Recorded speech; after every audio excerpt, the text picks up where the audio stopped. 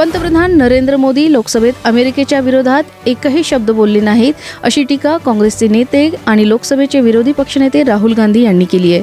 Modi 100% Trump यांच्या कंट्रोलमध्ये असल्याचा दावाही त्यांनी केला आहे. पंतप्रधानांनी संसदेत 25 मिनिटं भाषण केलं. यावेळी त्यांनी अमेरिकेविरोधात एकही शब्द काढला नाही. त्यावरून ते 100% ट्रम्प यांच्या कंट्रोलमध्ये असल्याचा दावा राहुल गांधी यांनी केलाय. राहुल गांधींनी केंद्र सरकारवरही निशाणा साधलाय. भारत सरकारनं पहिल्यांदा अमेरिकी उत्पादनांसाठी कृषी क्षेत्र खुलं केलंय, असा आरोप त्यांनी केला. ट्रेड डीलवरूनही राहुल गांधींनी पंतप्रधानांवर थेट निशाणा साधला. मोदींनी व्यापार करार करून भारताचं कृषी क्षेत्र अमेरिकेसाठी खुलं केलं. आपल्याकडे लहान शेती आहे तर अमेरिकेत मोठमोठे शेती असतात.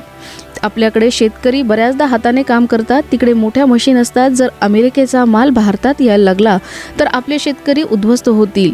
त्यामुळं कोणत्याच पंतप्रधानांनी अमेरिकेसाठी कृषी क्षेत्र खुलं केलं नव्हतं, असंही राहुल गांधी यांनी म्हटलंय.